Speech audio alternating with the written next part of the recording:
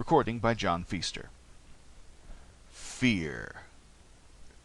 The fact that the man whom he feared had died 10 years earlier did not in the least lessen Stuart McGregor's obsession of horror, of a certain grim expectancy, every time he recalled that final scene just before Farragut Hutchinson disappeared in the African jungle that stood spectrally motionless, as if forged out of some blackish-green metal in the haggard moonlight. As he reconstructed it, the whole scene seemed unreal, almost oppressively, ludicrously theatrical. The pall of sodden Stygian darkness all around. The night sounds of soft-winged, obscene things flapping lazily overhead or brushing against the furry trees that held the woolly heat of the tropical day like boiler pipes in a factory. The slimy, swishy things that glided and crawled and wriggled underfoot. The vibrant growl of a hunting lioness that began in a deep basso and peaked to a shrill, high-pitched, ridiculously inadequate treble. A spotted hyena's vicious, bluffing bark. The chirp and whistle of innumerable monkeys. A warthog breaking through the undergrowth with a clumsy, clownish crash. And somewhere, very far away, the staccato thumping of a signal drum. And more faintly, yet the answer from the next in line. He had seen many such drums, made from fire-hollowed palm trees and covered with tightly stretched skin, often the skin of a human enemy. Yes, he remembered it all. He remembered the night jungle creeping in on their camp like a sentient, malign being, and then that ghostly, ironic moon squinting down just as Farragut Hutchinson walked away between the 6 giant, plumed, ochre-smeared Bakoto Negroes, and bringing into crass relief the tattoo mark on the man's back where the shirt had been torn to tatters by camel thorns and wait-a-bit spikes and saber-shaped palm leaves. He recalled the occasion when Farragut Hutchinson had himself tattooed. After a crimson drunken spree at Madame Celeste's place in Port Said, the other side of the Red Sea Traders' Bazaar, to please a half-caste Swahili dancing girl who looked like a golden Madonna of evil, familiar with all the 7 sins. Doubtless the girl had gone shares with the Levantine craftsman who had done the work, an eagle in bold red and blues surmounted by a lopsided crown and surrounded by a wavy design. The eagle was in profile, and its single eye had a disconcerting trick of winking sardonically whenever Farragut Hutchinson moved his back muscles or twitched his shoulder blades. Always in his memory, Stuart McGregor saw that tattoo mark. Always did he see the wicked leering squint in the eagle's eye. And then he would scream wherever he happened to be, in a theater, a Broadway restaurant, or across some good friend's mahogany and beef. Thinking back, he remembered that for all their bravado, for all their showing off to each other, both he and Farragut Hutchinson had been afraid since that day up in the hinterland when, drunk with fermented palm wine, they had insulted the fetish of the Bakotos, while the men were away hunting and left none to guard the village, except the women and children and a few feeble old men whose curses and high-pitched maledictions were picturesque, but hardly effectual enough to stop him and his partner from doing a vulgar, intoxicated dance in front of the idol, from grinding burning cigar ends into its squat, repulsive features, and from generally polluting the Juju hut, not to mention the thorough and profitable looting of the place. They had gotten away with the plunder, gold dust and a handful of splendid canary diamonds, before the Bakoto warriors had returned. But fear had followed them, stalked them, trailed them, a fear different from any they had ever experienced before. And be it mentioned that their path of life had been crimson and twisted and fantastic, that they had followed the little squinting, swarthy-headed, hunchbacked genie of adventure wherever man's primitive lawlessness rules above the law, from Nome to Timbuktu, from Peru to the black felt tents of outer Mongolia, from the Australian bush to the absinthe-sodden Apache haunts of Paris. Be it mentioned furthermore that thus often they had stared death in the face, and, not being fools, had found the staring distasteful and shivery. But what they had felt on that journey, back to the security of the coast and the ragged Union Jack flapping disconsolately above the British governor's official corrugated iron mansion, had been something worse than mere physical fear. It had been a nameless, brooding, sinister apprehension which had crept through their souls, a harshly discordant note that had pealed through the hidden recesses of their beings. Everything had seemed to mock them.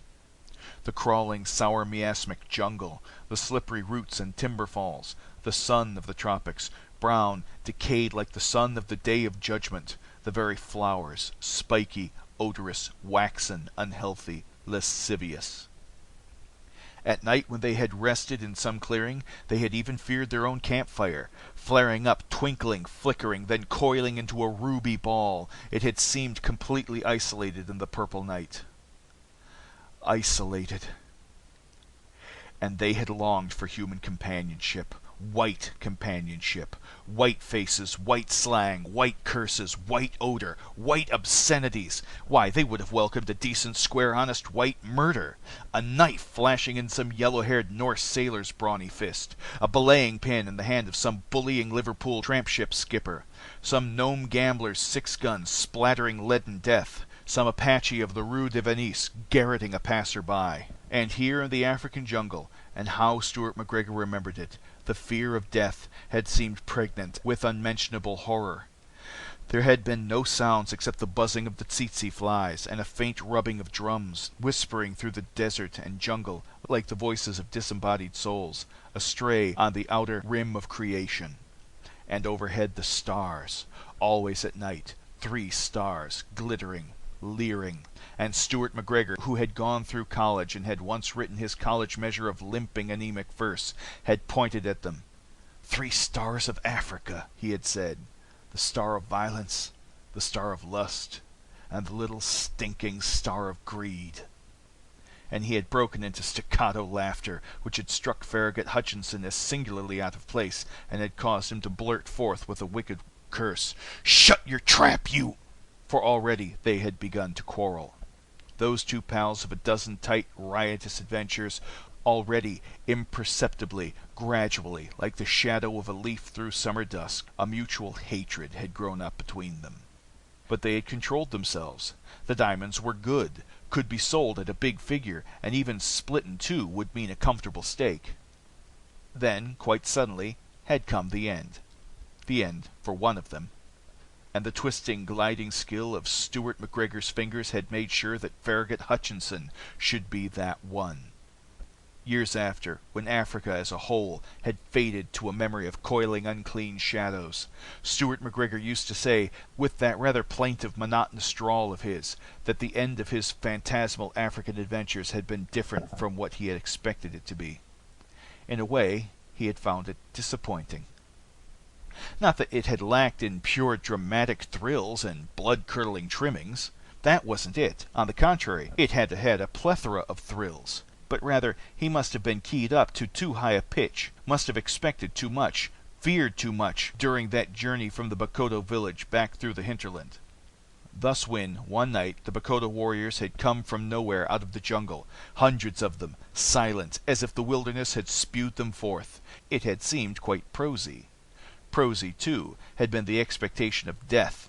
It had even seemed a welcome relief from the straining fatigues of the jungle pull, the recurrent fits of fever, the flying and crawling pests, the gnawing moroseness which is so typically African.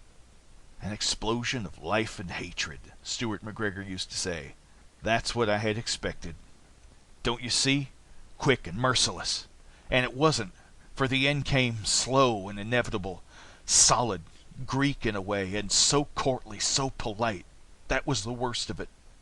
For the leader of the Bakotos, a tall, broad, frizzy, odorous warrior, with a face like a black Nero with a dash of Manchu emperor, had bowed before them with a great clanking of barbarous ornaments. There had been no marring taint of hatred in his voice, as he had told them they must pay for their insults to the fetish. He had not even mentioned the theft of the gold dust and diamonds. "My heart is heavy at the thoughts, white chiefs," he said, "but you must pay." Stuart McGregor had stammered ineffectually foolish apologies. We were drunk. We didn't know what you were doing?" The Bakotos had finished the sentence for him with a little melancholy sigh. "And there is forgiveness in my heart." You mean to say..." Farragut Hutchinson had jumped in, with extended hand, blurting out hectic thanks. "Forgiveness in my heart, but not the Juju's," gently continued the Negro, "for the Juju never forgives. On the other hand, the Juju is fair. He wants his just measure of blood, not an ounce more. Therefore, The Bakoto had gone on, and his face had been as stony and passionless as that of the Buddha who meditates in the shade of the cobra's hood. The choice will be yours. Choice? Farragut Hutchinson had looked up, a gleam of hope in his eyes. Yes, choice. Which one of you will die? The Bakoto had smiled, with the same suave courtliness which had somehow increased the utter horror of the scene. Die, oh, a slow death, befitting the insult of the Juju, befitting the Juju's great holiness.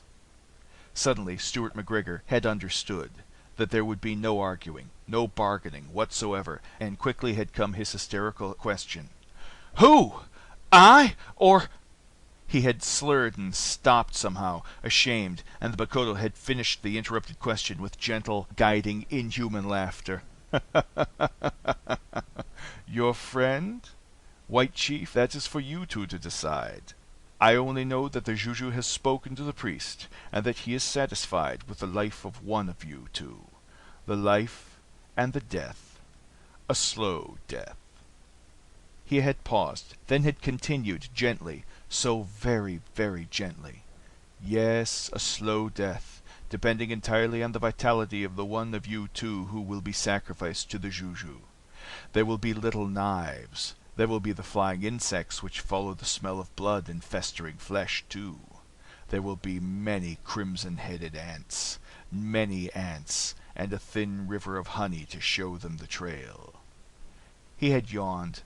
Then he had gone on. Consider, the Juju is just. He only wants the sacrifice of one of you, and you yourselves must decide which one shall go, and which one shall stay. And remember the little knives. Be pleased to remember that many ants will follow the honey trail. I shall return shortly and hear your choice. He had bowed, and, with his silent warriors, had stepped back into the jungle that had closed behind them like a curtain.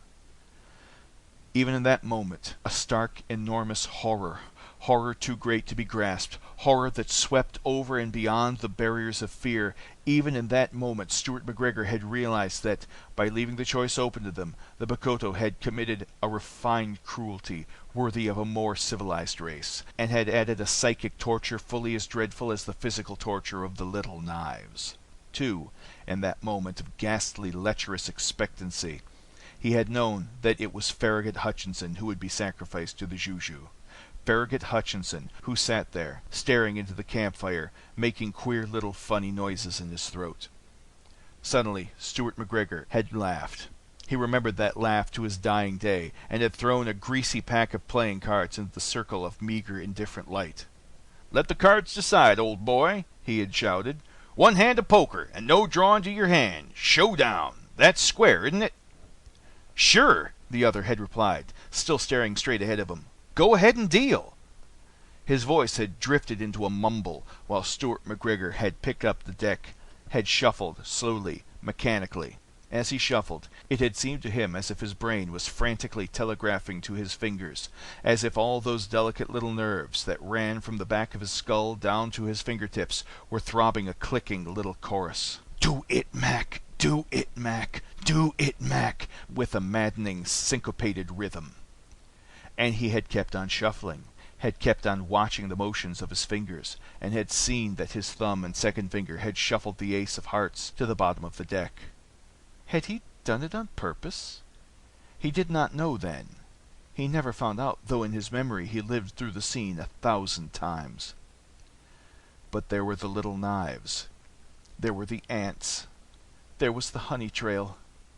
There was his own hard decision to live, and years earlier he had been a professional faro dealer at Silver City. Another ace had joined the first at the bottom of the deck, the third, the fourth. And then Farragut Hutchinson's violent, "Deal, man, deal! You're driving me crazy! Get it over with!" The sweat had been pouring from Stuart McGregor's face. His blood had throbbed in his veins. Something like a sledgehammer had drummed at the base of his skull. "Cut, won't you?" he had said, his voice coming as if from very far away. The other had waved a trembling hand. "No, no, deal them as they lie. You won't cheat me." Stuart McGregor had cleared a little space on the ground with the point of his shoe. He remembered the motion. He remembered how the dry leaves had stirred with a dry, rasping, tragic sound, how something slimy and phosphorus green had squirmed through the tufted jungle grass, how a little furry scorpion had scuttled away with a clicking. He had dealt. Mechanically, even as he was watching them, his fingers had given himself 5 cards from the bottom of the deck. 4 aces and the queen of diamonds. And the next second, to answer to Farragut's choked, "Showdown! I have 2 pairs, kings and jacks!" His own well-simulated shriek of joy and triumph. "I win! I have 4 aces! Every ace in the pack!" And then Farragut Hutchinson's weak, ridiculous exclamation. Ridiculous considering the dreadful fate that awaited him. "Gee willikers! You're some lucky guy, aren't you, Mac?" At the same moment, the Bakoto chief had stepped out of the jungle, followed by half a dozen warriors. Then the final scene. The ghastly, ironic moon squinting down just as Farragut Hutchinson had walked away between the giant plumed, ochre-smeared Bakoto Negroes, and bringing into stark relief the tattoo mark on his back, where the shirt had been torn to tatters, and the leering, evil wink of the eagle's eye as Farragut Hutchinson twitched his shoulder blades with absurd, nervous resignation. Stuart McGregor remembered it every day of his life. He spoke of it to many, but only to Father Aloysius O'Donnell, the priest who obfuscated in the little Gothic church around the corner on 9th Avenue, did he tell the whole truth. Did he confess that he had cheated. "Of course I cheated," he said. "Of course!" And with a sort of mocking bravado, "What would you have done, Padre?" The priest, who was old and wise and gentle, thus not at all sure of himself, shook his head. "I don't know," he replied. "I don't know." "Well, I do know. You would have done what I did. You wouldn't have been able to help yourself." Then, in a low voice, "And you would have paid, as I pay every day, every minute, every second of my life." "Regret, repentance," murmured the priest, but the other cut him short. "Repentance! Nothing! I regret nothing! I repent nothing! I'd do the same thing tomorrow. It isn't that, that, what'd you call it, sting of consciousness that's driving me crazy. It's fear." "Fear of what?" asked Father O'Donnell. "Fear of Farragut Hutchinson, who is dead." 10 years ago. And he knew that Farragut Hutchinson had died, for not long afterwards a British trader had come upon certain gruesome but unmistakable remains, and had brought the tale to the coast. Yet there was fear in Stuart McGregor's soul. Fear worse than the fear of the little knives. Fear of Farragut Hutchinson, who was dead. No, he did not believe that the man was dead. He did not believe it, could not believe it. "And even suppose he's dead," he used to say to the priest, "he'll get me. He'll get me as sure as you're born. I saw it in the eye of that eagle, the squinting eye of that infernal tattooed eagle." Then he would turn a grayish yellow. His whole body would tremble with a terrible palsy, and in a sort of whine which was both ridiculous and pathetic given his size and bulk, given the crimson twisted adventures which he had passed, he would exclaim, "He'll get me! He'll get me!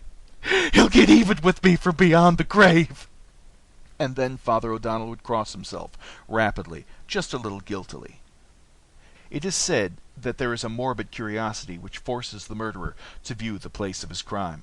Some psychic reason of the same kind may have caused Stuart McGregor to decorate the halls of his sitting room with the memories of that Africa which he feared and hated, and which daily he was trying to forget, with a shimmering, cruel mass of jungle curios, siambuks and asagis, signal drums and daggers, knobkerries and rhino shields and whatnot. Steadily he added to his collection, buying in auction rooms, in little shops on the waterfront from sailors and ship pursers and collectors who had duplicates for sale. He became a well-known figure in the row of antique stores in back of Madison Square Garden, and was so liberal when it came to payment that Morris Newman, who specialized in African curios, would send his pick of all the new stuff he bought to his house. It was on a day in August, one of those tropical New York days when the very birds gasp for air, when orange flaming sun rays drop from the brazen sky like crackling spears, and the melting asphalt picks them up again and tosses them high, that Stuart McGregor, returning from a short walk, found a large, round package in his sitting room. Mr. Newman sent it, his servant explained. He said it's a rare curio, and he's sure you'll like it. All right. The servant bowed, left, and closed the door, while Stuart McGregor cut the twine, unwrapped the paper, looked, and then suddenly he screamed with fear, and just as suddenly the scream of fear turned into a scream of maniacal joy, for the thing which Newman had sent him was an African signal drum, covered with tightly stretched skin, human skin, white skin, and square in the center there was a tattoo mark, an eagle in red and blue, surmounted by a lopsided crown, and surrounded by a wavy design. Here was the final proof that Farragut Hutchinson was dead, that forever he was rid of his fear. In a paroxysm of joy he picked up the drum and clutched it to his heart. And then he gave a cry of pain. His lips quivered, frothed, his hands dropped the drum and fanned the air, and he looked at the thing that had fastened onto his right wrist. It seemed like a short length of rope, grayish in color, spotted with dull red. Even as Stuart McGregor dropped it to the floor, dying, he knew what had happened. A little venomous snake, an African fer-de-lance, had been curled up inside of the drum, been numbed by the cold, and had been revived by the splintering heat of New York. Yes. Even as he died, he knew what had happened. Even as he died, he saw that malign, obscene squint in the eagle's eye. Even as he died, he knew that Farragut Hutchinson had killed him from beyond the grave. This has been Fear by Achmed Abdullah. Read by John Feaster.